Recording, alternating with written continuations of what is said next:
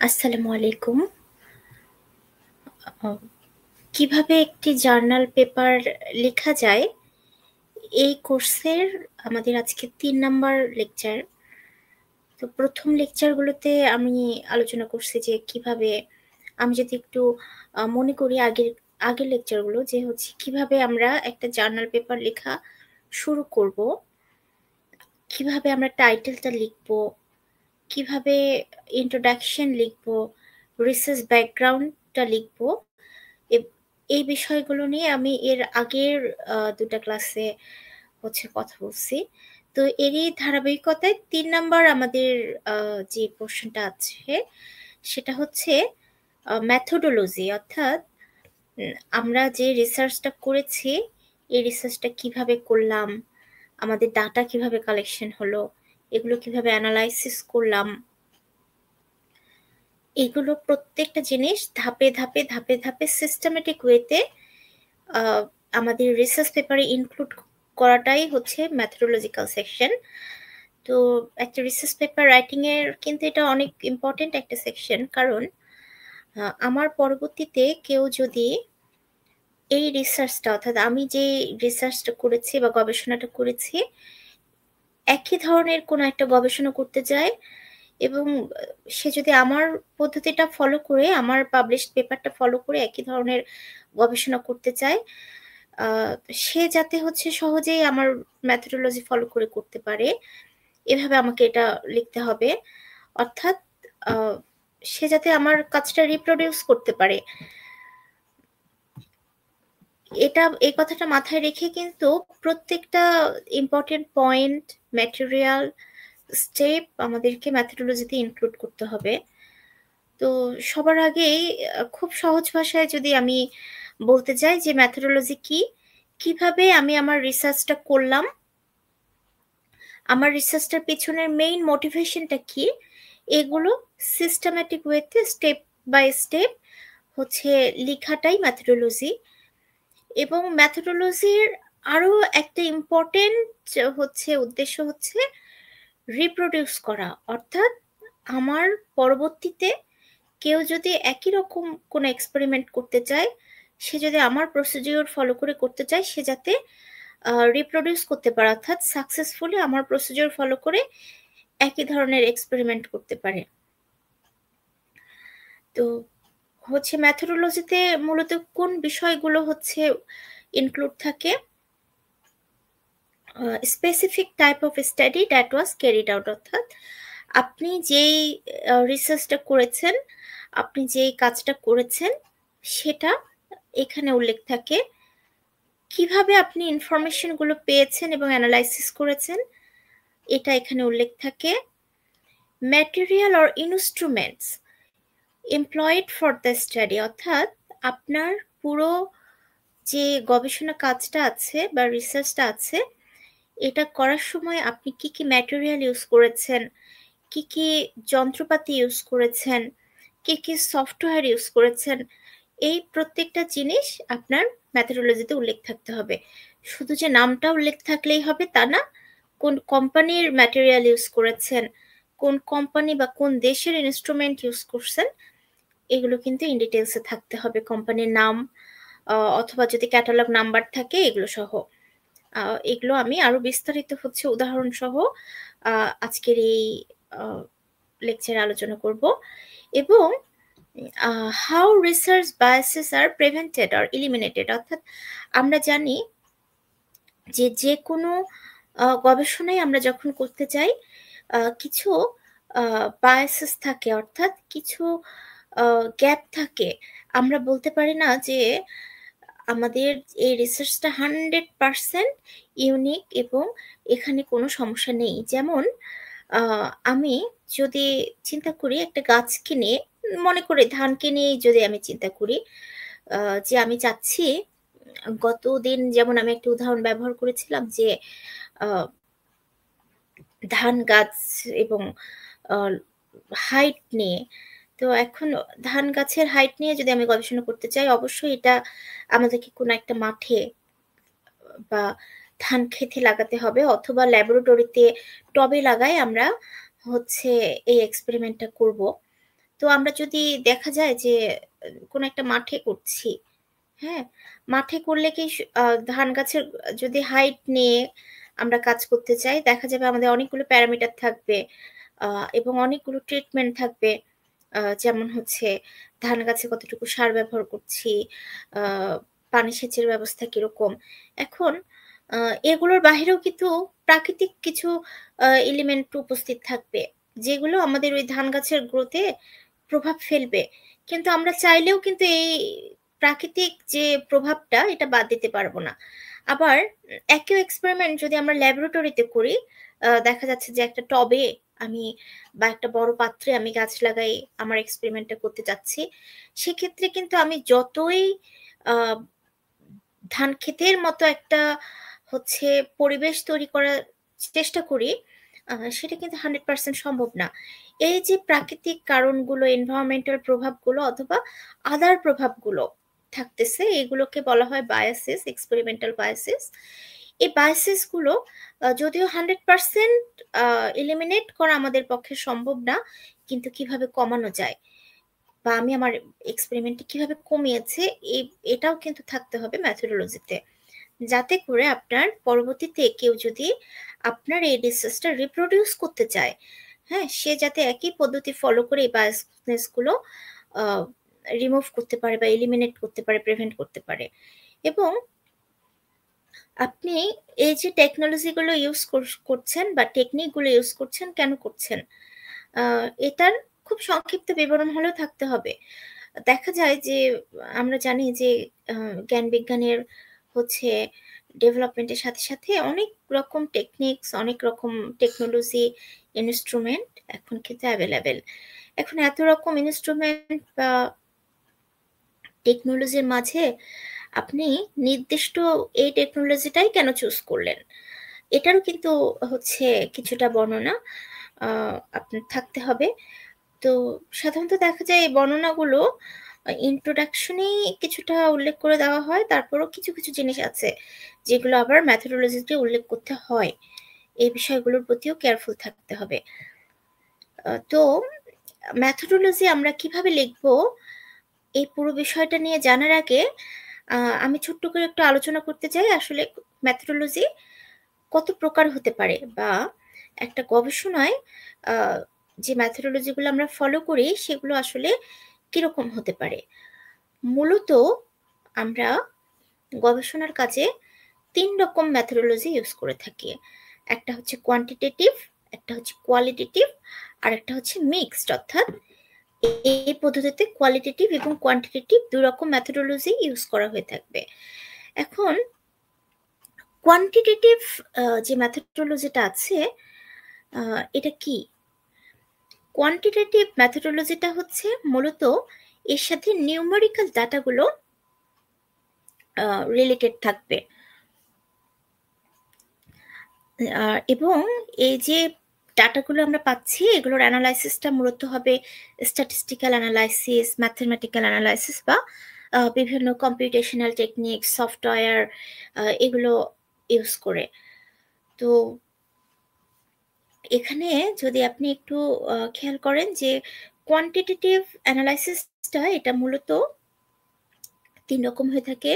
একটা হচ্ছে descriptive research এর ক্ষেত্রে। যেমন আমাদের রিসার্চে যদি কোনো কিছু অবজার্ভ, কোনো কিছু ক্যারেক্টারিস্টিক্স বা ঘটনা অবজারভেশন এর মাধ্যমে হয়ে থাকে, যেমন সার্ভে অথবা কেস স্টাডিজ, এগুলো একটা কিন্তু কোয়ান্টিটেটিভ রিসার্চ মেথডস এর আন্ডারে পড়ে।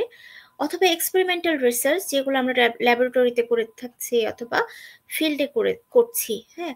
যেমন একটু আগেই আমি ধান গাছের যে উদাহরণটা দিলাম সেটা। এবং কো-রিলেশনাল রিসার্চ যেমন হচ্ছে ২ বা ততোধিক ভ্যারিয়েবলস এর ভিতরে যে রিলেশনশিপটা হচ্ছে বের করার জন্য যেটা করা হয়, এই ধরনের রিসার্চ গুলো মূলত কোয়ান্টিটেটিভ রিসার্চ এর আন্ডারে পড়ে। এবং কোয়ান্টিটেটিভ যে রিসার্চ এটার ডাটাটা মূলত কালেকশন করা হয় সার্ভে দ্বারা অথবা এক্সপেরিমেন্ট, সেটা ল্যাবরেটরি অথবা ফিল্ড অথবা সেকেন্ডারি ডাটা অ্যানালাইসিস দ্বারা। হুম? অর্থাৎ কোয়ান্টিটেটিভ যে রিসার্চটা আছে এটার সাথে মেইনলি আপনার নিউমেরিক্যাল ডাটাগুলো থাকবে এবং এই ডাটাগুলো কে মূলত বিভিন্ন স্ট্যাটিস্টিক্যাল মেথড, ম্যাথমেটিক্যাল মেথড অথবা কম্পিউটেশনাল টেকনিক্স দ্বারা অ্যানালাইসিস করা হবে। এখন আমরা কিন্তু শুরু থেকে কিন্তু জেনে আসতেছি যে একটা রিসার্চের ক্ষেত্রে রিসার্চ কোশ্চেন রিলেটেড থাকে। এখন আমরা যদি কোয়ান্টিটেটিভ রিসার্চের কোশ্চেনটা কিরকম হয় সেটা একটু চিন্তা করি, তাহলে দেখব যে এখানে আমি দুটা কোশ্চেন উল্লেখ করছি।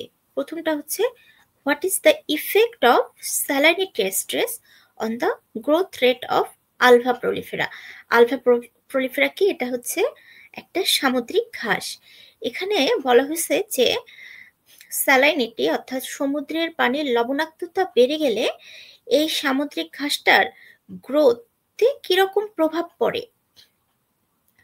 মূলত এই গ্রোথের প্রভাবটা দেখতে হলে আমাদেরকে আমরা কতগুলো প্যারামিটার দেখতে পারি, যেমন আমরা জিনের উপরে কিভাবে প্রভাব পড়ছে, বিভিন্ন এনজাইমের উপর কিভাবে প্রভাব পড়ছে, অথবা অ্যান্টিঅক্সিডেন্টের উপরে কিভাবে প্রভাব পড়ছে। এই বিষয়গুলো কিন্তু আমরা এক্সপেরিমেন্টের মাধ্যমে দেখতে পারি। তো আমরা যদি আরেকটু ডিপে এটার ভিতরে ফোকাস করি তাহলে দেখতে পারবো এই ডাটাগুলো কিন্তু প্রত্যেকটা নিউমেরিক্যাল ডাটা, অর্থাৎ নাম্বার আকারে আসে। তো এটা আসলে কোয়ান্টিটেটিভ মেথড। মূলত আমরা ল্যাবরেটরিতে যে এক্সপেরিমেন্টগুলো করে থাকছি এটা কোয়ান্টিটেটিভ মেথড। এবং এখানে আরো একটা হচ্ছে উদাহরণ আছে যে হাউ ডাজ হিস্টোন অ্যাসিটাইলেশন, এটা মূলত একটা protein, histone protein, correlate with the metabolite production under stress condition. অর্থাৎ বলছে যে এই যে হিস্টোন প্রোটিনটা আছে এটা এই সামুদ্রিক ঘাসটার মেটাবোলাইট প্রোডাকশনে কিরকম প্রভাব ফেলছে। হ্যাঁ, তো এই যে মেটাবোলাইট ডাটাটা, এই ডাটাটাও কিন্তু আমরা যখন অ্যানালাইসিস করব আমরা কিছু নিউমেরিক্যাল ভ্যালুতে পাবো। তো এটাও আসলে কোয়ান্টিটেটিভ মেথডের আন্ডারে পড়ছে। এখন আমরা যদি অন্যদিকে কোয়ালিটেটিভ মেথডটা কি, কোয়ালিটেটিভ মেথডটা মূলত এটা হচ্ছে নন নিউমেরিক্যাল ডেটা হবে। হ্যাঁ, আর এটা মূলত কি করবে, এটা এক্সপ্লোর করবে মিনিং, কনসেপ্ট অথবা কোনো কিছু প্যাটার্ন, কোয়ান্টিফাই না করে কোনো কিছুর মিনিং, কনসেপ্ট বা প্যাটার্নগুলোকে নিয়ে কাজ করবে। তো কোয়ালিটেটিভ যে রিসার্চটা আছে এই কোয়ালিটেটিভ রিসার্চের মূল বৈশিষ্ট্যগুলো কি হয়ে থাকে, এটা মূলত এক্সপ্লোরেটরি হয়ে থাকে। যেমন seek to understand underlying reasons, opinions আর মোটিভেশন, অর্থাৎ কোনো একটা ঘটনা কেন ঘটছে, এর পিছনের কারণগুলো কি, মানুষের এর পিছনের ওপিনিয়নগুলো কি, যে কেন ঘটছে।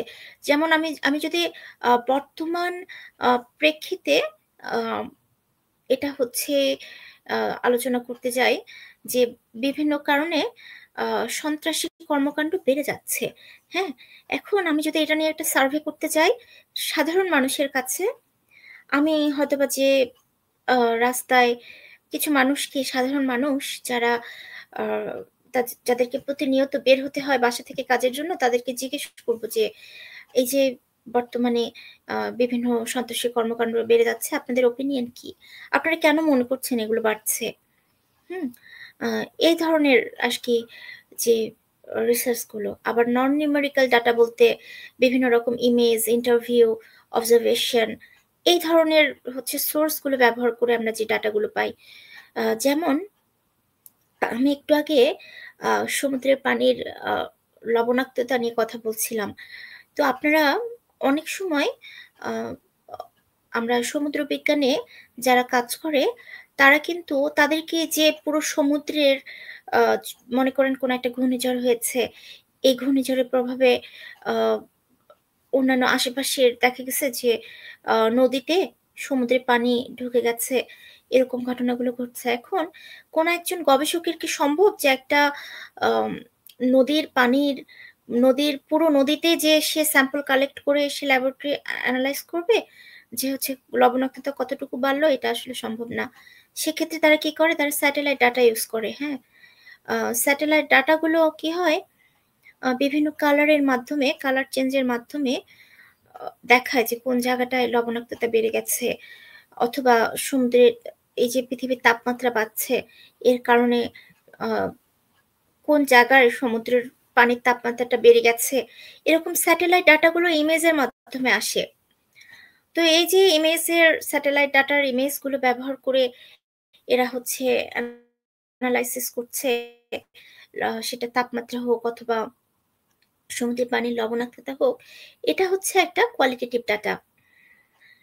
তো এরকম হচ্ছে ডাটাগুলোই কিন্তু কোয়ালিটেটিভ। তো মূলত কোয়ালিটেটিভ ডাটাগুলো কালেক্ট করা হয় ইন্টারভিউ এর মাধ্যমে, ফোকাস গ্রুপ, অবজারভেশন, এই যে বললাম satellite data observation, document analysis যেমন ডায়েরি, রিপোর্ট, মিডিয়া কন্টেন্ট, অর্থাৎ দেখা যায় যে আমরা অনেক বিখ্যাত মানুষদের জীবনী নিয়ে কিন্তু এখন গবেষণা হচ্ছে, আলোচনা হচ্ছে। তাদের লিখে যাওয়া বই, তাদের ডায়েরি, এগুলোর উপর ভিত্তি করে। এই যে গবেষণাগুলো হচ্ছে এগুলো মূলত কোয়ালিটেটিভ মেথড। এখন আমি যদি আগের যে কোশ্চেনটা ছিল কোয়ান্টিটেটিভ রিসার্চ মেথোডোলজির যে কোশ্চেনটা, সেটার সাথে মিল রেখে যদি কোয়ালিটেটিভ রিসার্চ মেথড, এটার রিসার্চ কোশ্চেন কিরকম হতে পারে এটা একটু চিন্তা করতে যাই, তাহলে এখানে আমি দুটো উদাহরণ দিয়েছি। How do different environmental stressors influence the physiological adaptation of alga prolifera? অর্থাৎ এই যে এনভায়রনমেন্টের বিভিন্ন রকম প্রভাবগুলো আছে, যেমন আমরা বলছি স্যালাইনিটি, তাপমাত্রা, এরকম আরো অনেক প্রভাবগুলো আছে। এই প্রভাবগুলো যে সামুদ্রিক ঘাসটা আছে আলফা প্রলিফেরা, এটার ফিজিওলজিক্যাল অ্যাডাপশনে কিরকম ভাবে হচ্ছে সাহায্য করছে। এই উত্তরটা কিন্তু আমরা হচ্ছে অনেক সময় স্যাটেলাইট ডাটা অথবা আগের হচ্ছে আমাদের যে রিপোর্ট আছে এগুলো অ্যানালাইসিসের মাধ্যমে লং টাইম ইফেক্ট যেটা, এটা খুঁজে বের করতে পারি। তো এটা কিন্তু একরকম হচ্ছে কোয়ালিটেটিভ মেথড, রিসার্চ মেথড। এখন আমি আসছি যে মিক্সড মেথোডোলজি কোনটা। মিক্সড মানে আমরা বুঝছি যে এখানে কোয়ালিটেটিভ এবং কোয়ান্টিটেটিভ, অর্থাৎ নিউমেরিক্যাল নন নিউমেরিক্যাল দুরকম ডাটাই ইউজ হবে। তো এর বৈশিষ্ট্যটাও আসলে এটাই যে এখানে দুরকম ডাটাই ইউজ হবে। হ্যাঁ, এবং এখানে বলছে যে এটার যে অবজেক্টিভিটি এবং সাবজেক্টিভিটি, অর্থাৎ নিউমেরিক্যাল ডাটা এবং নন নিউমেরিক্যাল ডাটা, এই দুটার মাঝে একটা ব্যালেন্স হচ্ছে বজায় রাখতে হবে। এবং এই ডেটাগুলো হয় রিলেটিভলি ফ্লেক্সিবল, শুধুমাত্র কোয়ালিটেটিভ এবং শুধুমাত্র কোয়ান্টিটেটিভ ডাটার তুলনায় কোয়ালিটেটিভ এবং কোয়ান্টিটেটিভ ডাটা একসাথে যখন নিয়ে কাজ করা হয়, এটা হ্যান্ডেলিংটা কিছুটা ফ্লেক্সিবল হয়ে থাকে। এই ডাটাগুলোর কালেকশন টেকনিক মূলত কি? সার্ভে, ইন্টারভিউ, হ্যাঁ, অথবা এক্সপেরিমেন্টস এবং অবজারভেশন। যেমন আমি একটু আগে স্যাটেলাইট ডাটার কথা বললাম। স্যাটেলাইট ডাটা আমি যদি আমার টার্গেট যদি হয়ে থাকে একই সাথে লং টার্ম এবং শর্ট টার্ম অবজারভেশন, যেমন আমি 2025 সালের জানুয়ারি থেকে মার্চ মাস পর্যন্ত সমুদ্রের পানির লবণাক্ততা কতটুকু ছিল নির্দিষ্ট হচ্ছে দূরত্ব পর্যন্ত সমুদ্র তীর থেকে, এই এক্সপেরিমেন্টটুকু যদি করতে চাই সেটা হতে পারে কোয়ান্টিটেটিভ। কারণ একটা অল্প সময়ে আমার পক্ষে 3 মাস হয়তোবা বারবার যে একটা নির্দিষ্ট দূরত্ব পর্যন্ত স্যাম্পল কালেক্ট করে স্যালাইনিটি মেজার করা সম্ভব। কিন্তু যদি আমি বিগত 10 বছরের বা 50 বছরের স্যালাইনিটি মেজার করতে চাই, সেক্ষেত্রে কিন্তু আমাকে স্যাটেলাইট ডাটার সাহায্য নিতে হবে। হ্যাঁ, তো এই যে এক্সপেরিমেন্ট এবং অবজারভেশন দুটো মিলিতভাবে আমরা একটা এক্সপেরিমেন্ট করছি, এটা হতে পারে মিক্সড মেথোডোলজি। তারপরে ফোকাস গ্রুপ এবং কোয়ান্টিটেটিভ অ্যাসেসমেন্ট, এই যে এই ধরনের হচ্ছে এক্সপেরিমেন্টগুলো, এগুলো হচ্ছে আপনার মিক্সড মেথোডোলজির আন্ডারে পড়বে। তো আমি এখানে দুটো রিসার্চ কোশ্চেন উল্লেখ করেছি, হ্যাঁ, যেটা দিয়ে আমরা সহজেই বুঝতে পারবো যে আসলে মিক্সড মেথোডোলজির রিসার্চ কোশ্চেনগুলো কিরকম হতে পারে। প্রথমটা যদি একটু দেখি, how does salinity stress affect the growth and metabolite production in alpha prolifera, and how do researchers perceive its biochemical adaptation? অর্থাৎ প্রথমেই যে আলফা প্রলিফেরার গ্রোথ এবং মেটাবোলাইট প্রোডাকশনের মধ্যে স্যালাইনিটিটা কিরকম প্রভাব বিস্তার করছে। এবং আমি এর আগেও বলছি যে এই প্যারামিটারগুলো আমরা যখন মেজার করব এগুলো সব কিছু নিউমারিক্যাল ভ্যালু আসবে। দ্যাটস মিন এটা আসলে কোয়ান্টিটেটিভ মেথড, এবং এর পিছনে রিসার্চারদের যে বক্তব্যটা কি, হ্যাঁ? এই বক্তব্যটা এটা কিন্তু কোয়ালিটেটিভ একটা আসবে যে রিসার্চাররা কি চিন্তা করছে। তো এবং সেকেন্ড যেটা যে what are the genetic changes in histone acetylation under stress condition. এই জেনেটিক চেঞ্জ হিস্টোন অ্যাসিটাইলেশন যে প্রোটিনটা আছে হিস্টোন প্রোটিন এটার যে জেনেটিক চেঞ্জ এটাও কিন্তু বেসিক্যালি একটা নিউমেরিক্যাল ডাটা। তো এটা হচ্ছে কোয়ান্টিটেটিভ মেজারমেন্ট এবং what biological mechanisms can explain those changes, অর্থাৎ কোন কোন বায়োলজিক্যাল মেকানিজমগুলো এই চেঞ্জটাকে এক্সপ্লেইন করতে পারে বলে বিজ্ঞানীদের ধারণা বা আমরা ধারণা করছি, প্রেডিক্ট করছি। এই বিষয়টা আসবে কোয়ালিটেটিভ, কারণ কোন কোন বায়োলজিক্যাল মেকানিজম এটাকে এক্সপ্লেন করতে পারে, এই বায়োলজিক্যাল মেকানিজমগুলো মূলত আমার এক্সপেরিমেন্টের একটা রেজাল্ট হতে পারে অথবা প্রিভিয়াসলি পাবলিশড অনেকগুলো পেপার সেগুলোর উপরে বেসড করে হতে পারে।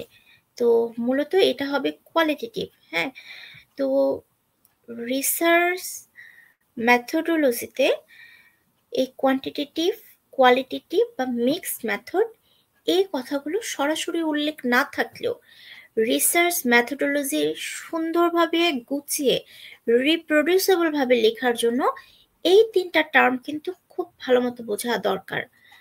এবং আমাদের যদি এই তিনটা টার্ম মোটামুটি ভাবে একটু ক্লিয়ার হয়ে যায় তাহলে আমার মনে হয় যে আমি কি ধরনের এক্সপেরিমেন্ট করতে চাই, আমার এক্সপেরিমেন্টের ডাটাটা কিভাবে আমার অ্যানালাইসিস করা উচিত এবং একটা মূল এক্সপেরিমেন্টের সাথে আর কিছু ছোট ছোট কোন ধরনের এক্সপেরিমেন্ট অ্যাড করলে আমার এক্সপেরিমেন্টের রেজাল্টটা আরো ডিপলি বোঝা যাবে, এই ধারণাগুলো পাওয়ার জন্য কিন্তু আমি মনে করি যে এই তিনটা পদ্ধতি কিছুটা হলেও আমাদের ধারণা রাখা দরকার।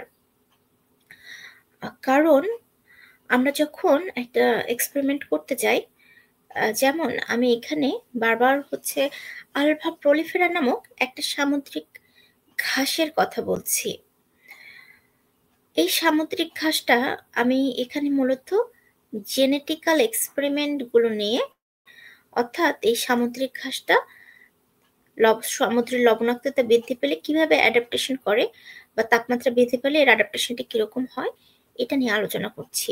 এই পুরো আলোচনাটা মূলত একটা কোয়ান্টিটেটিভ মেথড, কিন্তু এই কোয়ান্টিটেটিভ মেথডকে আরো বেশি যুক্তিসঙ্গত করতে অনেক সময় আমি কিছু কোয়ালিটেটিভ মেথডোলজি ইউজ করি। এই যে একটা কোয়ান্টিটেটিভ মেথডের সাথে কিছু কোয়ালিটেটিভ মেথডোলজি আমি অ্যাড করে দিচ্ছি, অথবা একটা কোয়ালিটেটিভ মেথডকে আরো বেশি যুক্তিসঙ্গত করার জন্য আমি কিছু কোয়ান্টিটেটিভ মেথড ইউজ করছি। এই যে কোন জায়গাটায় যে কোন মেথডটা ইউজ করলে আমার এক্সপেরিমেন্টটা আরো শক্ত হবে, আরো যুক্তিসঙ্গত হবে, এই বিষয়টা খুব ক্লিয়ারলি বোঝার জন্য আমাদেরকে এই মেথোডোলজির এই তিনটা ভাগ সম্পর্কে খুব ভালোভাবে জানা উচিত আমাদের। তো এটা তো গেল যে আসলে রিসার্চ যে এক্সপেরিমেন্ট গুলো হয়ে থাকে এটা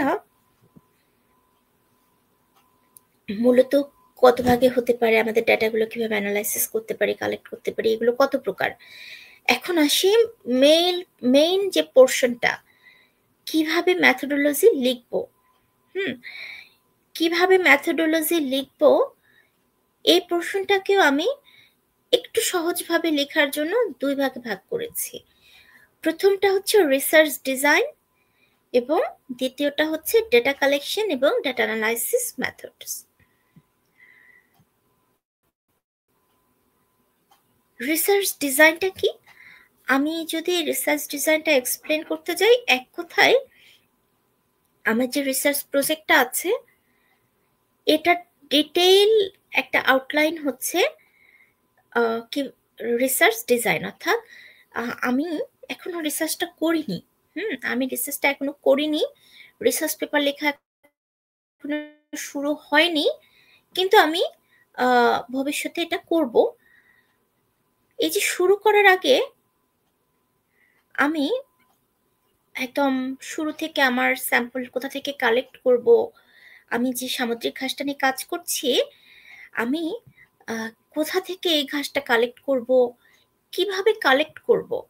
কালেক্ট করার পরে এটা তো খুব সেনসিটিভ একটা জিনিস এবং জেনেটিক্যাল প্যারামিটার গুলো কি হয়? মানে তাপমাত্রা বলেন বা স্যালাইনিটি বলেন অথবা লাইট বলেন অর্থাৎ যেকোনো এনভায়রনমেন্টাল আম প্যারামিটার একটু চেঞ্জ হলেই জেনেটিক্স চেঞ্জ হয়ে যায়।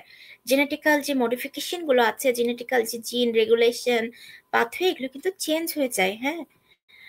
তো আমাদেরকে সাথে, সাথে খুব ভালোভাবে আমাদের যে উম সামুদ্রিক ঘাসটা আছে বা আমাদের যে স্যাম্পলটা আছে সেটা কালেক্ট করতে হবে। এটা কিভাবে কালেক্ট করব? কালেক্ট করার পরে আমি কিভাবে দ্রুত আমার ল্যাবরেটরি পর্যন্ত নিয়ে আসবো?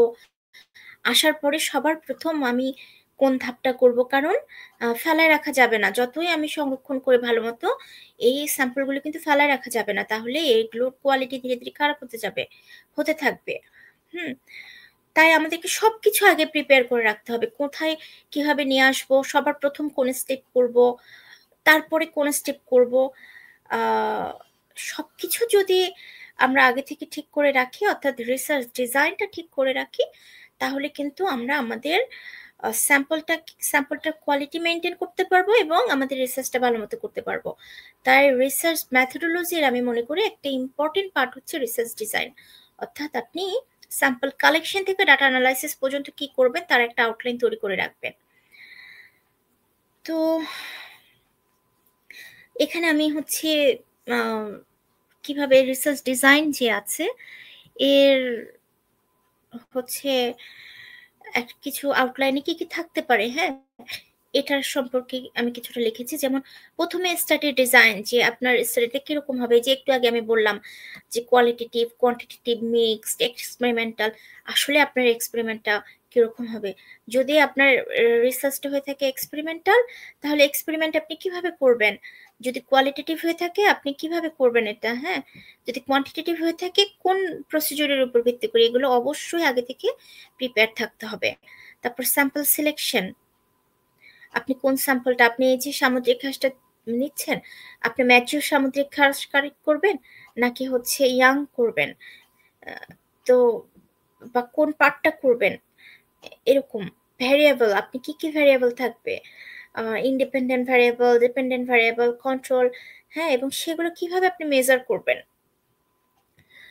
ডাটা কালেকশন আপনি কিভাবে ডাটা কালেক্ট করবেন? যেমন আপনি এক্সপেরিমেন্ট করছেন। এক্সপেরিমেন্টে যদি আপনি সার্ভে করে থাকেন, সেখান থেকে কিভাবে ডাটাটা কালেক্ট করবেন? এক্সপেরিমেন্ট হলে সেখানকার ডাটাগুলো আপনি কিভাবে কালেক্ট করবেন? কোন, কোন ইন্সট্রুমেন্টস ইউস করবেন? কিভাবে এগুলোকে মেজার করবেন? এগুলো কিন্তু তারপর ডাটা অ্যানালাইসিস। ডাটা অ্যানালাইসিস এর ক্ষেত্রে আপনি কোন সফটওয়্যার ইউস করবেন? ANOVA ইউস করবেন, রিগ্রেশন ইউস করবেন, R মডেল ইউস করবেন, SPSS ইউস করবেন। কোনটা ইউস করবেন? এবং সর্বশেষ টাইমলাইন অর্থাৎ আপনি আ ট্রিটমেন্ট দিবেন কতদিন, কত ঘন্টা পর, পর আপনি স্যাম্পল কালেক্ট করবেন, হ্যাঁ? আপনার এই পুরো এক্সপেরিমেন্টটা করতে কতদিন সময় লাগতে পারে। এই যে ওভারঅল একটা টাইমলাইন, ওভারঅল একটা ডিজাইন, এই ডিজাইনটা কিন্তু আপনার কাছে আ থাকতে হবে। হয়তোবা আপনি সরাসরি রিসার্চ ডিজাইন লিখে আপনি আপনার জার্নালে এটা উল্লেখ পাবলিশ করবেন না। কিন্তু হ্যাঁ, আপনি যদি একটা রিসার্চ ডিজাইন শুরু থেকে করে রাখেন, তাহলে এটা যেমন আপনার পুরো এক্সপেরিমেন্টটা একদম স্যাম্পল কালেকশন থেকে ডাটা এনালাইসিস পর্যন্ত আপনাকে সাহায্য করবে। তেমনি এই রিসার্চ ডিজাইনটা যদি আপনার কাছে পুরোপুরি হাতে থাকে, আপনি যখন মেথোডোলজিটা লিখবেন, আপনার কিন্তু কোনো একটা স্টেপ বাদ যাবে না। যেমন কোন ইন্সট্রুমেন্ট আমরা অনেক সময় একটা করে রিসার্চ করতে দেখা যায় ৬ মাস, ১ বছর তারও বেশি ২ বছর লেগে যায়। তো শুরুর দিকে আমরা কোন ইন্সট্রুমেন্ট ইউস করছি, কোন কেমিক্যাল ইউস করছি, কেমিক্যাল কোন কোম্পানির, এই জিনিসগুলো আমরা ভুলে যাই। তো রিসার্চ ডিজাইনটা যদি আপনার কাছে থাকে, আ সেখানে তো এগুলো সব উল্লেখ থাকবে। মেথোডোলজিটা আপনি যখন লিখবেন, তখন কিন্তু এই জিনিসগুলো আর বাদ পড়ে যাওয়ার কোনো সম্ভাবনা থাকবে না, হ্যাঁ? ইভেন টাইমলাইনটাও যেমন আমি রিসার্চ করার ক্ষেত্রে উম একটা ১ম এ একটা নরমাল টাইমলাইন করি। এরপরে কখন কোন কাজটা কত তারিখে করছি, এই তারিখটাও উল্লেখ করে রাখি। অনেক সময় কিন্তু আ এই যে তারিখটা উল্লেখ করে রাখলাম, এর মাধ্যমে একটা ছোট টাইমলাইন পাইলাম। এটাও আ আমাদের রিসার্চ এর ক্ষেত্রে খুবই, খুবই গুরুত্বপূর্ণ। উম তো আমি দেখাবো এরপরে উদাহরণ হিসেবে যে তারিখগুলো আসলে অনেক সময় উল্লেখ করা হয়। তো প্রপার একটা রিসার্চ ডিজাইন যদি আপনার কাছে থাকে, মেথোডোলজি লেখাটা আপনার জন্য খুবই সহজ হয়ে যাবে।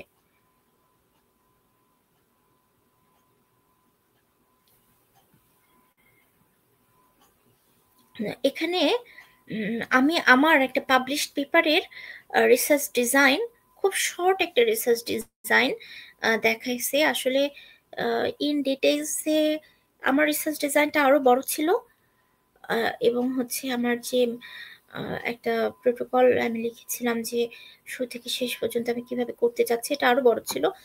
এত বড় আসলে এখানে দেখানো সম্ভব না। তারপর আমি চেষ্টা করছি একটু শর্টকাটে দেখানোর। যে আমি স্যাম্পলটা আমার যে আলভা প্রলিফেরা, এটা আমি গ্যারোরিন বে এবং মোয়ান বে, আমি তো সাউথ কোরিয়াতে থাকি। এখানে দুটা বে আছে, গ্যারোরিন বে এবং মোয়ান বে। মূলত ৩ জায়গায় হচ্ছে এই আলভা প্রলিফেরাটা বেশি হয়। একটা হচ্ছে জেজু আইল্যান্ড, গ্যারোরিন বে এবং মোয়ান বে। তো জেজু আইল্যান্ডটা আসলে বেশ দূরে হয়ে থাকে, আর গ্যারোরিন এবং মোয়ান থেকে স্যাম্পল কালেক্ট করা আমাদের জন্য একটু ইজি হয়ে থাকে। এই কারণে আমি এই ২ জায়গা থেকে স্যাম্পল কালেক্ট করছি। এবং স্যাম্পল কালেক্ট করার পরে এইগুলো আমি হচ্ছে ক্যারি করছি ড্রাই আইসে করে ল্যাব পর্যন্ত, এবং ফিল্টার সি ওয়াটারে এটাকে ক্লিন করার পরে 18°C 32 স্যালিনিটি এবং পিএস 7.9 আমি এটাকে 100 micromole photon per metre square per second এবং 20°C আমি এটাকে সংরক্ষণ করছি।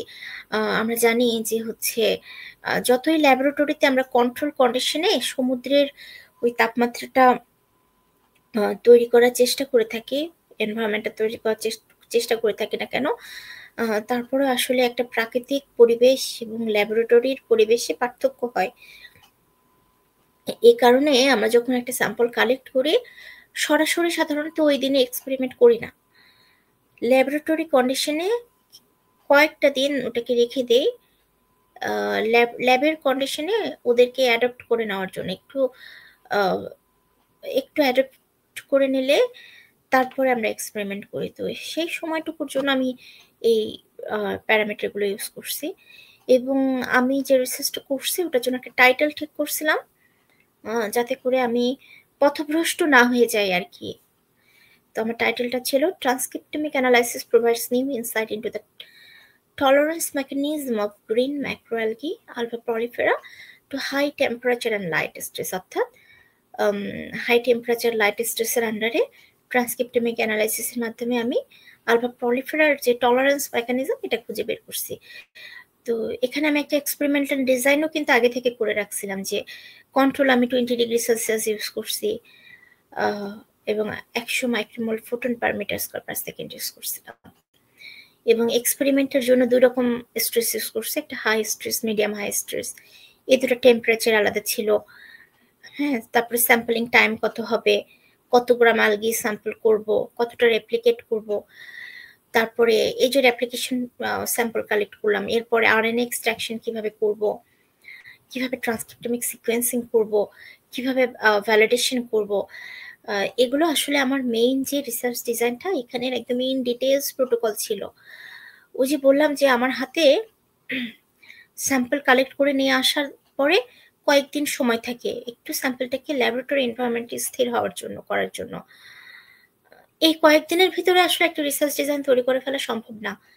একটা রিসার্চ ডিজাইন তৈরি করার পিছনে দেখা যায় যে লম্বা একটা সময়ের আমার অনেক পেপার পড়তে হয়েছে, অনেক প্রফেসরের সাথে মিটিং করতে হয়েছে, করার পরে আমি একটা রিসার্চ ডিজাইন তৈরি করি। এবং ফাইনালি রিসার্চ ডিজাইনটা যখন আমি স্যাম্পলিং করতে যাব তার আগে আমি প্রিপেয়ার করে ফেলি, হ্যাঁ, যাতে করে এসে আর সময় নষ্ট না হয়। এ কারণে আসলে, এবং এই যে দেখেন আমি এখানে সবকিছু উল্লেখ করে রাখছি। তো আমি যখন ৬ মাস পরে বা ১ বছর পরে আমার কাছে এসে পেপারটা লিখতে যাব, তখন কিন্তু আমার ইন ডিটেইলস যে রিসার্চ ডিজাইনটা আছে ওখান থেকে আমি সহজেই সবকিছু আমার মেথোডোলজিতে ইনপুট করে ফেলতে পারছি। তো এটাতে গেল হচ্ছে রিসার্চ ডিজাইনটা কেন দরকার এবং কিভাবে করব, এই বিষয়টা নিয়ে। Research methodology design, research design তো আসলে অনেক বড় ব্যাপার। সেখানে আমাদের হাইপোথিসিস থাকে, অবজেক্টিভ থাকে, রিসার্চ কোয়েশ্চেন থাকে, রিসার্চ ব্যাকগ্রাউন্ড থাকে। আমি আসলে অনলি মেথোডোলজি যে ডিজাইনটা সেটার কথা এখানে বলছি।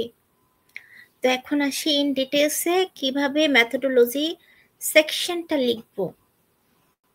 এখানে আমি রিসার্চ মেথোডোলজি ডিজাইনের কথাগুলোই এখানে রিসার্চ পেপার আকারে লিখে উদাহরণ দিয়ে একবারই বুঝিয়েছি। আমরা যদি পাশাপাশি এই দুটা রিসার্চ ডিজাইন এবং ডেটা কালেকশন এবং ডেটা অ্যানালাইসিস মেথড এই সেকশন দুটো একটু চিন্তা করি, আপনারা দেখেন এই যে প্রথমেই আমি রিসার্চ ডিজাইনে খুবই সংক্ষেপে স্যাম্পল কালেকশন প্রসিডিউরটা সম্পর্কে লিখছি, হ্যাঁ। আর যখন আমি আমার পেপারের জন্য আমি কিন্তু এই সেকশনটা একটু সংক্ষিপ্ত আকারে আমার একটা পাবলিশড পেপার থেকে তুলে দিয়েছি, যাতে করে আপনাদের বুঝতে একটু সুবিধা হয়। রিসার্চ ডিজাইনটা যদি আপনারা দেখেন, স্যাম্পল কালেকশনটা আমি 2 লাইনে খুবই সংক্ষিপ্ত আকারে লিখছি, কিন্তু আমি যখন আমার পেপারের জন্য আমার মেথোডোলজি লিখতে গেছি তখন স্যাম্পল কালেকশন এবং কালচারটা ইন ডিটেলসে লিখছি। আপনারা যদি এই জায়গাটা একটু ফোকাস করেন দেখতে পারবেন আমি প্রথমেই লিখছি যে আমার এই স্যাম্পলটা কালেক্ট করা হয়েছে 16 ডিসেম্বর 2022-এ গ্যারোরিম বে, যেটা হচ্ছে ওয়েস্ট কোস্ট অফ সাউথ কোরিয়াতে অবস্থিত। অর্থাৎ আমি কিন্তু এখানে ডেটটা উল্লেখ করে দিয়েছি। কিছু কিছু এক্সপেরিমেন্টের ক্ষেত্রে ডেট খুব ইম্পর্টেন্ট, কারণ এই যে সামুদ্রিক ঘাসটা, এই ঘাসটা আসলে বছর একটা নির্দিষ্ট সময়কালে হয়।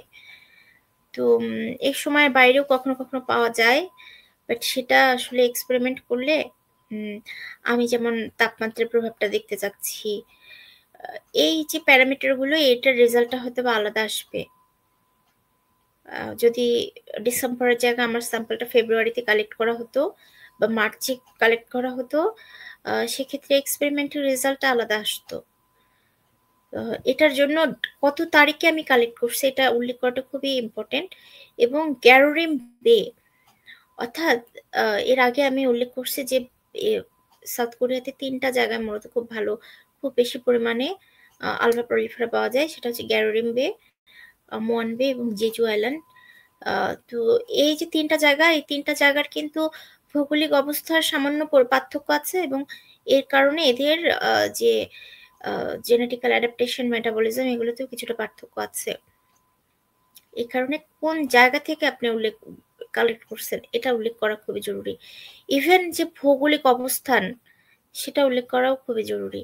এবং এরপরেই কোথা থেকে কালেক্ট করলাম, কত তারিখে কালেক্ট করলাম, এটার পরে আমি উল্লেখ করছি যে আমি এটা ড্রাই আইসে করে ল্যাবরেটরিতে নিয়ে আসছি উইদিন 3 আওয়ার, অর্থাৎ as soon as possible dry আইসে নেওয়া হয়েছে, যাতে করে আমরা জানি যে ডিসেম্বর মাসে সমুদ্রের পানির তাপমাত্রা এখানে গ্যারোরিম বেতে খুবই ঠান্ডা থাকে। নর্মালি হচ্ছে আমার ল্যাবরেটরিটা যেখানে, ওখানের থেকে অনেক কম তাপমাত্রা থাকে। তো আমি যদি ড্রাই আইসে না নিয়ে আসতাম, তাহলে অলরেডি কিছুটা হচ্ছে, যেহেতু গ্যারোরিম বের তাপমাত্রা আমার আমার ইউনিভার্সিটির যে এরিয়াতে ওখানে তাপমাত্রা থেকে বেশ কম, অলরেডি বেশি তাপমাত্রার কারণে কিছুটা হচ্ছে আপনার জেনেটিক্যালি কিছুটা চেঞ্জ হয়তো চলে আসতো। এই কারণে হচ্ছে ড্রাই আইসে আনা হয়েছে যত তাড়াতাড়ি সম্ভব। এবং আনার পরে এখানে দেখেন, এরপরে আমি বলছি যে ল্যাবরেটরিতে নিয়ে আসার পরে এটাকে আমি ক্লিন করছি, অন্য কোনো মাইক্রো অর্গানিজম থাকলে সেগুলোকে রিমুভ করছি,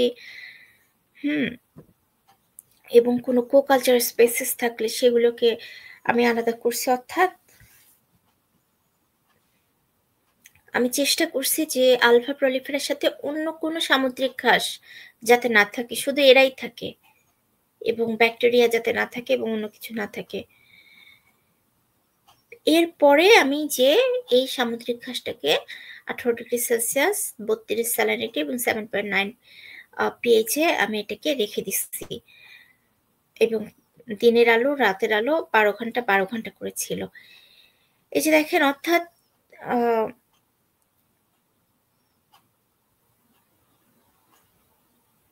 এবং এটা হচ্ছে প্রথম দিনের কথা। এরপরে কোনো রকম কোনো কন্টামিনেশন, অর্থাৎ ব্যাকটেরিয়া বলেন বা অন্য কোনো সামুদ্রিক ঘাস, এগুলো দ্বারা যাতে এটা ইফেক্টেড না হয়, এর জন্য আমি কিন্তু এটাকে ছোট ছোট সেকশনে ভাগ করছিলাম, যাতে আমি সহজে হ্যান্ডেল করতে পারি।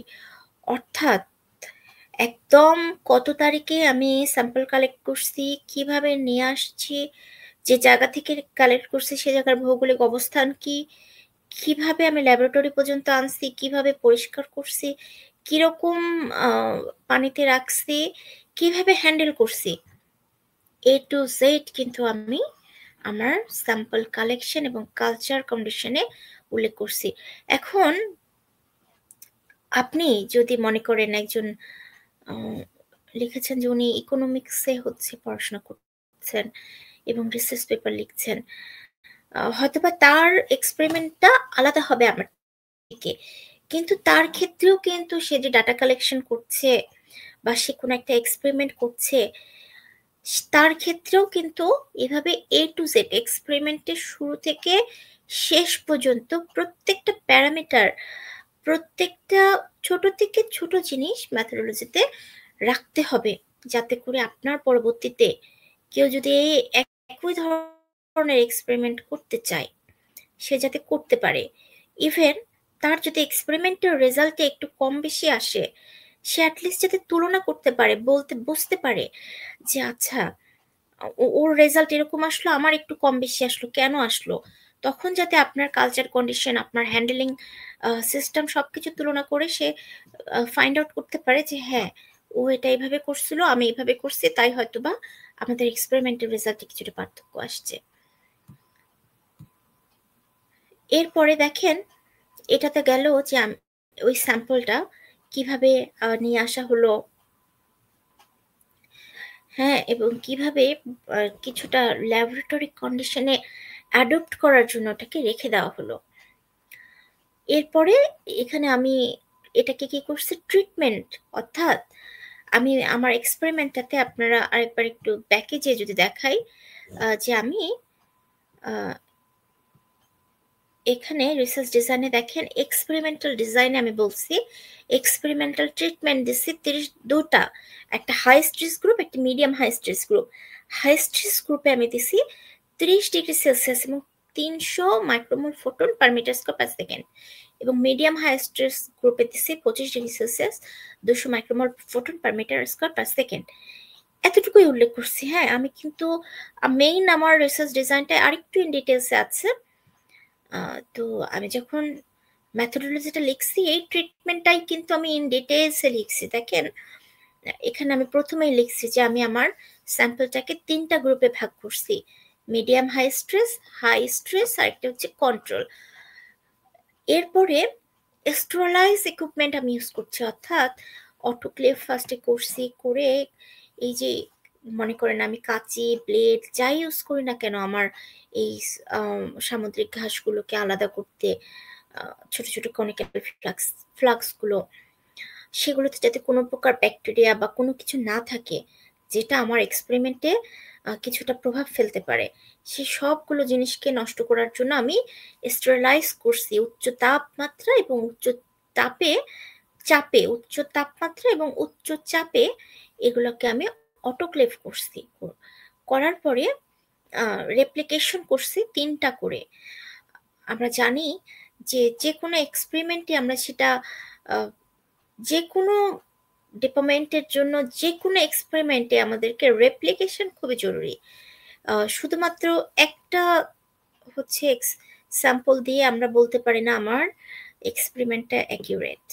আমরা যদি অ্যাটলিস্ট 3টা রেপ্লিকেশন থাকে, আরো বেশি হলে তো আরো ভালো, এবং 3টা রেপ্লিকেশনের রেজাল্ট কাছাকাছি থাকে বা একই রকম থাকে, তাহলে আমরা বলতে পারি যে হ্যাঁ, হোপফুলি আমাদের এক্সপেরিমেন্টের রেজাল্ট অ্যাকুরেট। তো এই কারণে আমি রেপ্লিকেশন করছি।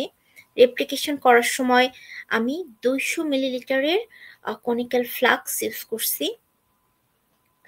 এই কনিক্যাল ফ্লাক্সগুলোতে হচ্ছে আমি হচ্ছে স্টেরিলাইজ সি ওয়াটার ইউজ করছি। এবং এক্সপেরিমেন্টের যে তাপমাত্রা এবং লাইটটা আমি দেখেন সিলেক্ট করছি, এটা কিভাবে করছি? এটাও কিন্তু একটা কোয়েশ্চেন। আমি কি চাইলেই 50°C সিলেক্ট করতে পারবো? আমি কি চাইলেই 500 আ লাইট ইনটেনসিটি সিলেক্ট করতে পারবো? পারবো না।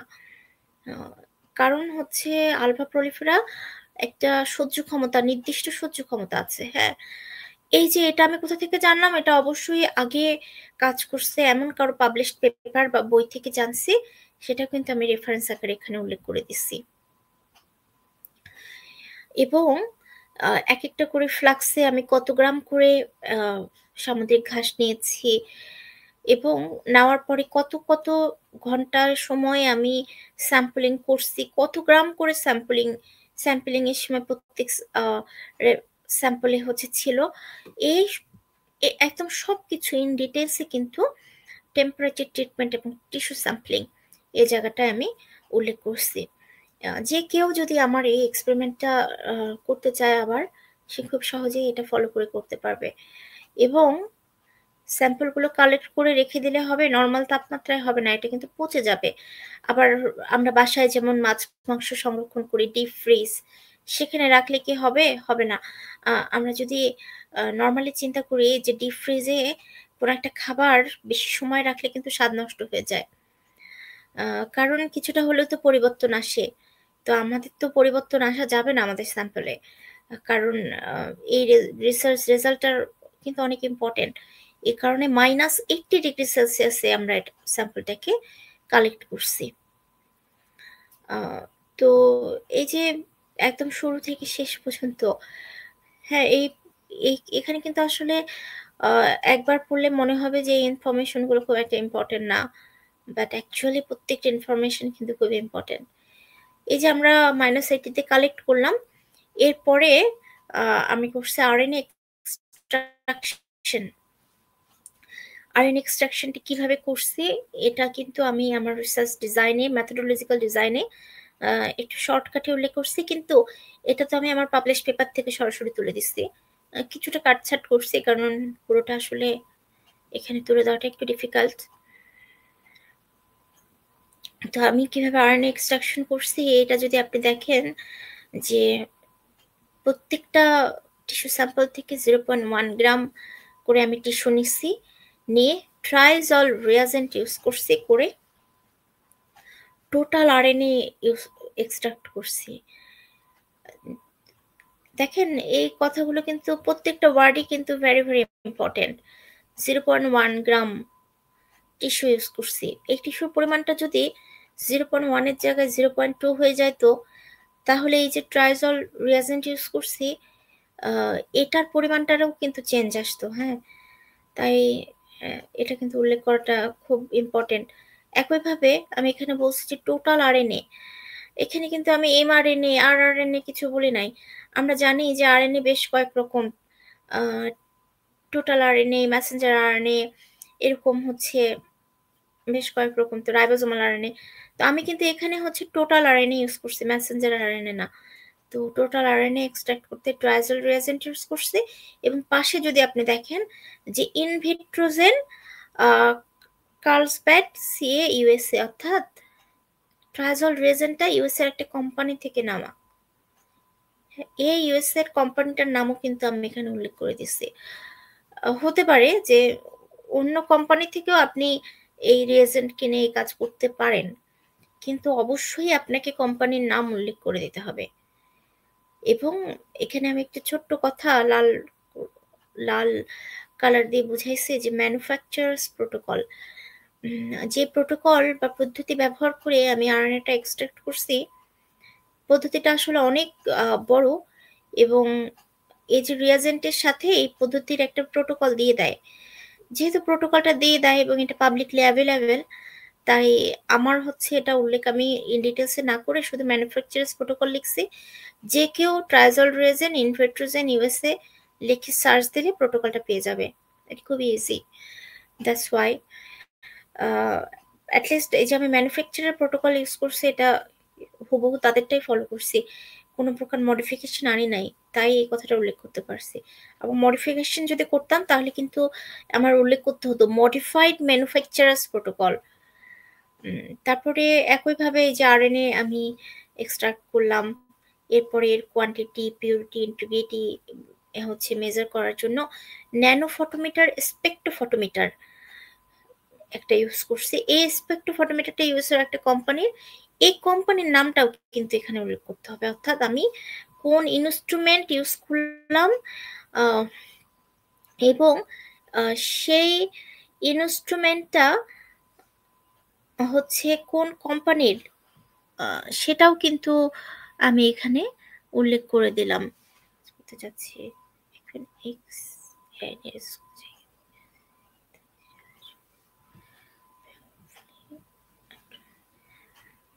তারপরে আবার দেখেন যে আমি এখানে বলছি যে 1% অ্যাগারস জেল ইউজ করছি, করে কিউবিট আরএনএ অ্যাসে কিট ব্যবহার করছি আরএনএ কনসেন্ট্রেশনটা মেজার করার জন্য। এই যে কিউবিট আরএনএ অ্যাসে কিট, এটারও কিন্তু হচ্ছে আহ, এই অ্যাসে কিট অনেকগুলো কোম্পানির হতে পারে। তো এখানে এটা হচ্ছে আমি যে কিউবিট কোম্পানিটা যে ইউজ করছি, এটাও কিন্তু এখানে কোম্পানির নাম সহ উল্লেখ করছি। আবার এর জন্য যে ফ্লোরোমিটারটা ইউজ করছি সেটারও কোম্পানির নাম ইউজ করছি। অর্থাৎ আপনি আপনার প্রসিডিউরে যেই ইকুইপমেন্ট ইউজ করেন, যেই রিয়েজেন্ট ইউজ করেন, যেই কিট ইউজ করেন, যেই ইনস্ট্রুমেন্ট ইউজ করেন, সবগুলোর কোম্পানির নামটা এবং যদি কোনো ক্যাটালগ নাম্বার থাকে এগুলো কিন্তু এখানে উল্লেখ করতে হবে। এটা খুব ইম্পর্টেন্ট। আদারওয়াইজ অনেক সময় দেখা যায় যে কোম্পানি তো কোম্পানি, কিছুটা পার্থক্য আসে, কিছুটা তো আসেই। সো চেষ্টা করবেন সবগুলো এখানে উল্লেখ করার। এবং এরপরও আরএনএ সিকোয়েন্সিং এর পরে আমি কি করছি, আরএনএ সিকোয়েন্সিং এর পরে আমি ট্রান্সক্রিপ্টম সিকোয়েন্সিং এবং কোয়ালিটি কন্ট্রোল এটা করছি। মূলত এই পোর্শনটা অনেক বড়, আমি চেষ্টা করছি শর্টকাটে আপনাদেরকে জাস্ট বোঝানোর জন্য ইম্পর্টেন্ট পয়েন্টগুলো মার্ক করে। The quality of overall reads, number of base and bias statistics are computed. অর্থাৎ এই যে quality, number of total base, number of total read, GC content, হ্যাঁ বেসিক স্ট্যাটিস্টিক্স, এই সব জিনিসগুলো কিন্তু আমাদের ক্যালকুলেট করছি। ক্যালকুলেট করার পরে আমি এখানে একটা টেবিল তৈরি করে এই ডাটাগুলো ইনপুট করছি। আমি হচ্ছে আমার এই ক্লাসগুলোর কোনো একটা ক্লাসের শেষের দিকে টেবিল এবং ফিগারগুলো আপনি কোনটা মেইন ফিগার হিসেবে রাখবেন, কোনটা সাপ্লিমেন্টারি ফিগার হিসেবে রাখবেন। আসলে একটা 1 ঘন্টার ক্লাসে সবগুলো ইনক্লুড করা একটা লেকচারে সম্ভব হয় না। আমি এগুলো নিয়েও একটা ডিটেলস আলোচনা করব পরবর্তীতে। এবং আমি এই যে শুরু থেকে কিন্তু একটা কথা বলে আসতেছি যে বায়াসনেস, অর্থাৎ দেখা যায় যে আমি একটা এক্সপেরিমেন্ট করতে চাচ্ছি কিন্তু বাহ্যিক কিছু এনভায়রনমেন্টাল প্রভাব বা আধার প্রভাব থেকেই থাকে। তো এরকম আমার এই এক্সপেরিমেন্টটাতেও কিছু বায়াসেস ছিল। আহ, যেমন হচ্ছে poor quality read, adapter sequence, অথবা আহ, অন্য কোনো হচ্ছে ডিএনএ বা পিসিআর ডুপ্লিকেটস, এই যে এগুলো কিন্তু কি করে আমাদের যে ডেটা কোয়ালিটিটা খারাপ করে ফেলে। তো আমাদের তো 100% এটা রিমুভ করা সম্ভব না, কিন্তু আমরা কিছু সফটওয়্যার ইউজ করে এই জিনিসগুলো রিমুভ করার চেষ্টা করছি। এবং কোন সফটওয়্যার ইউজ করছি, কিভাবে রিমুভ করার চেষ্টা করছি, এটা কিন্তু আমি ইন ডিটেইলসে আমার এই হচ্ছে ম্যাথোডোলজি সেকশনে উল্লেখ করে দিছি। আমার শুরুতে যে রিসার্চ টাইটেলটা দেওয়া আছে, আপনারা যদি ওই টাইটেলটা সার্চ করেন গুগলে অথবা যে কোনো সার্চ ইঞ্জিনে, আপনারা এই পেপারটা পেয়ে যাবেন। সেখানে আসলে আরো ডিটেলসে এই প্রসিডিউরগুলো পাবেন। এবং এই যে আমি প্রোগ্রামগুলো ইউজ করছি, আপনারা যদি একটু 4 নাম্বার লাইনটা দেখেন, দেখতে যে ট্রিনিটি প্রোগ্রাম, হ্যাঁ এই প্রোগ্রামটার আমি লিঙ্ক দিয়ে দিয়েছি এবং ভার্সনটা, অর্থাৎ কত সালের ভার্সন আমি ইউজ করছি সেই ভার্সনটা দিয়ে দিচ্ছি। এবং অবশ্যই এই প্রোগ্রামিংটার জন্য একটা পাবলিশ পেপার আছে, সেই পেপারটাও আমি এখানে সাইট দিয়ে দিই, সাইটেশন করছি। এবং এটা 100% করতে হবে। আপনি যেই সফটওয়্যার ইউজ করেন না কেন, সেই সফটওয়্যারের লিঙ্ক, তারপরে বা সে যে প্রোগ্রামই ইউজ করেন না কেন সেটার লিঙ্ক, এবং সেটা কত সালের ভার্সন বা কোন ভার্সন ইউজ করছেন, এবং তার সাইটেশন, এগুলো কিন্তু এখানে উল্লেখ করে দিতে হবে। এবং আরএনএ সিকোয়েন্সিংটা করার জন্য আমি কিন্তু এখানে একটা true sequence standard total RNA with Ribo zero plant kit, এই কিটটা ইউজ করছি। এটা হচ্ছে ইলুমিনা সান দেগো সিএ ইউএস এর একটা কিট। এটা হচ্ছে আমি ম্যানুফ্যাকচারার গাইডলাইন্স ইউজ করছি, অর্থাৎ কোন কোন কিট ইউজ করছি, কোন কোন সফটওয়্যার ইউজ করছি, কোন কোন প্রোগ্রাম ইউজ করছি, কিভাবে আমার রিসার্চের বায়াসনেসটা কমাইছি, আমি কিন্তু চেষ্টা করছি সবকিছুই হচ্ছে ইনক্লুড করে দেওয়ার। হয়তোবা তারপরেও আমার অনেক কিছু বাদ চলে যায় অনেক সময়, এবং এই পেপারটা যখন আমি পাবলিশ হওয়ার জন্য সাবমিট করছি, তখন অনেক সময় হয়তোবা রিভিউয়াররা আমাকে জিজ্ঞেস করছে যে তুমি তো ওই ইনফরমেশনটা ইনক্লুড করো নাই। সেক্ষেত্রে হচ্ছে আমি চেষ্টা করছি যে হচ্ছে যেহেতু আমার কাছে একটা আগে থেকে রিসার্চ ডিজাইন ছিল, এবং একটা খসড়া, এক কথায় বলবো যে আমি কখন কোথায় কি ইউজ করছি, মোটামুটি আমি একটা খসড়া ডিজাইন বা সবসময় মেনটেন করছি। তো আমার কাছে আসলে সব ইনফরমেশন গুলোই ছিল।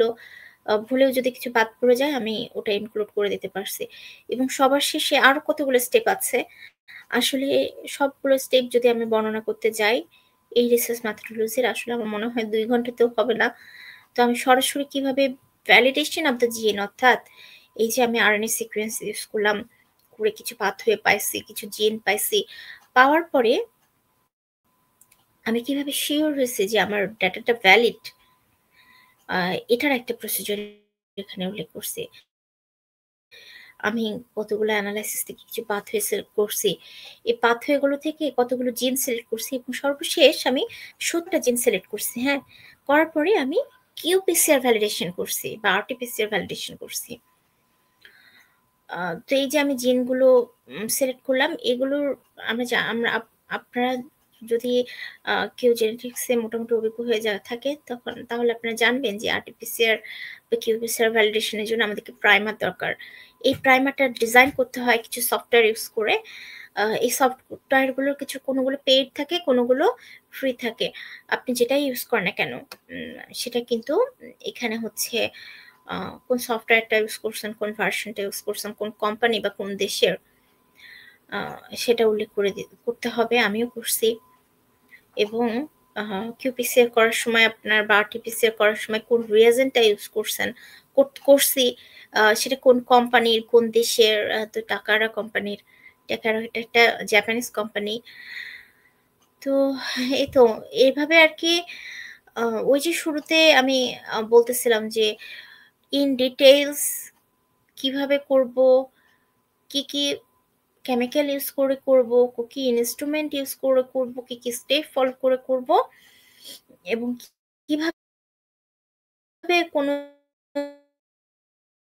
আমাদের যদি এনভায়রনমেন্টাল প্রভাব, আদার্স আমার এক্সপেরিমেন্টের বাহিরের কোনো প্রভাব থেকে থাকে আমার রেজাল্টের উপর, সেগুলো কিভাবে দূর করব, এই প্রত্যেকটা ধাপ স্টেপ বাই স্টেপ লেখা, যাতে করে যে কেউ মনে করেন এর আগে আ যে আপনার এই এক্সপেরিমেন্টটা দেখে সেম একটা এক্সপেরিমেন্ট করতে চাচ্ছে, আ সে এর আগে কখনো এক্সপেরিমেন্ট করেনি, হুম? সেও যাতে আপনার এই এক্সপেরিমেন্টাল মেথোডোলজিটা দেখে রিক্রিয়েট করতে পারে আপনার এক্সপেরিমেন্টটা। এভাবেই মেথোডোলজি সেকশনটা আমাদেরকে লিখতে হবে। তো শুরু থেকে আমি একটা কথা বলছি যে আ আপনার এক্সপেরিমেন্টটা যাতে রিক্রিয়েট করতে পারে। রিক্রিয়েট কেন করবে? কারণ অলরেডি আপনি করছেন, এটা তো আর করার কোনো দরকার নাই, তাই না? আসলে আছে, রিক্রিয়েট বিভিন্ন কারণে হয়ে থাকে। যেমন দেখা যায় যে অনেক সময় অনেক এক্সপেরিমেন্টের রেজাল্ট যদি সন্দেহজনক হয়ে থাকে, হ্যাঁ? সেক্ষেত্রে অনেক সময় রিক্রিয়েট করা হয়। আবার মনে করেন আমি আলফা প্লুরিফেরার উপর, অর্থাৎ একটা সামুদ্রিক ঘাসের উপর করছি। আ কিন্তু একই ধরনের এই এক্সপেরিমেন্ট কোনো নরমাল আমাদের যে মাটিতে যে ঘাসগুলো হয়, এই ঘাসগুলোর উপর হয়নি। তো কেউ একজন খুব ইন্টারেস্ট ফিল করছে যে আচ্ছা, উনি তো সামুদ্রিক ঘাসে করছে। আমি একবার সাধারণ ঘাসে করে দেখি না রেজাল্টটা কিরকম পাওয়া যায়। তো দেখা যাবে যে সেক্ষেত্রে হয়তোবা কিছু কিটের চেঞ্জ আসতে পারে। কিন্তু মোস্ট অফ দ্যা প্রসিডিউর এক থাকবে। তো এই যে এভাবে আসলে রিক্রিয়েট গুলো হয়ে থাকে এবং প্রসিডিউর রিক্রিয়েট করাটা আসলে খুবই কমন একটা ব্যাপার। তো এবং আ সর্বশেষ এখানে একটাই কথা যে পুরো মেথোডোলজি সেকশনটা কিন্তু পাস্ট টেন্স এ হবে। যেহেতু আপনি অলরেডি করে ফেলছেন এবং করার পরে মেথোডোলজিটা আপনার রিসার্চ পেপারে লিখছেন। তো এটা পুরোটাই পাস্ট টেন্স এ হবে। হোপফুলি আমি আ আর মেথোডোলজি সেকশনটা কিভাবে লিখবেন এটা আমি আপনাদেরকে হোপফুলি বোঝাতে পেরেছি।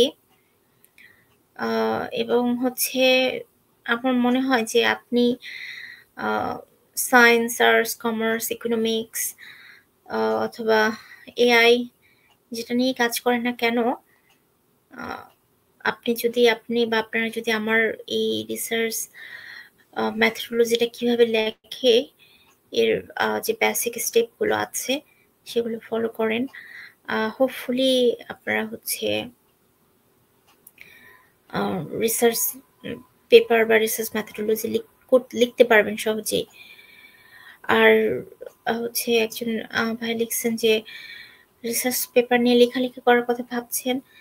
কিন্তু কিভাবে শুরু করবেন বুঝতে পারছেন না। আ তো সেক্ষেত্রে উনাকে আমি সাজেস্ট করব যে আসলে আমাদের যেহেতু আমার এই ক্লাসটাই হচ্ছে কিভাবে একটি রিসার্চ পেপার লেখা যায় বা জার্নাল পেপার লেখা যায়। আ তো আপনি আমার ১ম যে ২ টা ক্লাস আছে, অর্থাৎ কিভাবে আপনি শুরু করবেন, কিভাবে টাইটেলটা লিখবেন, কিভাবে বাকি পার্টগুলো লিখবেন। আ আপনি যদি ওই ২ টা হচ্ছে লাইভ একটু দেখেন, আমার মনে হয় আমি আশা করি আপনি কিছুটা গাইডলাইন পাবেন এবং মেথোডোলজির পরেও তো আরো অনেকগুলো সেকশন আছে যেমন রেজাল্ট, ডিসকাশন, কনক্লুশন বা টেবিল, উম ফিগার কিভাবে রেডি করব, কিভাবে জার্নালে সাবমিট করব। আ এবং অর্থাৎ আপনি যদি আমার পরের লাইভ গুলোতে হচ্ছে আমাদের সাথে থাকেন, হোপফুলি আপনি একটা বেসিক ধারণা মোটামুটি ভালো ধারণা পাবেন। কিভাবে একটা রিসার্চ পেপার লেখা শুরু করবেন এবং কিভাবে লিখবেন। তো উম আমি সাজেস্ট করব আপনি আমার ১ম লাইভ ২ টা একটু দেখেন। হয়তোবা আপনি একটা ভালো ধারণা পাবেন।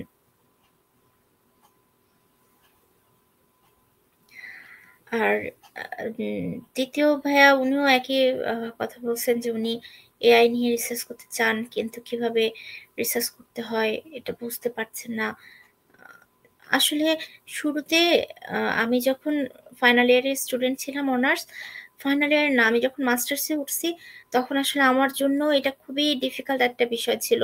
১ম পেপারটা যখন শুরু করি যে আমি কিভাবে শুরু করব? কিভাবে শুরু করব?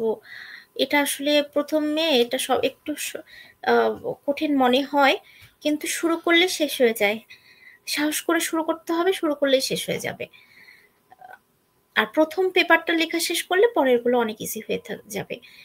এছাড়াও হচ্ছে এখানে কিন্তু আরো একটা কোর্সও আছে। আপনারা চাইলে সেই কোর্সটাও নিতে পারেন। নিয়ে দেখতে পারেন যে কিভাবে একটা রিসার্চ পেপার লেখা যায় এবং এর উপরে। তো আশা করি আমাদের যে কোর্সটা আছে সেটা এবং আমাদের যে লাইভটা আছে বর্তমানে চলছে, আ এই দুটাই আপনাদেরকে খুবই সাহায্য করবে। কিভাবে একটি রিসার্চ পেপার লেখা যায় তার উপরে। আহ ধন্যবাদ। তো আজকের মতো সবাইকে আসসালামু আলাইকুম।